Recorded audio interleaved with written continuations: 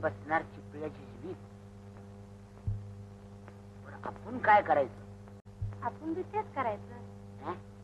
आपण बी त्याच करायचं. आणि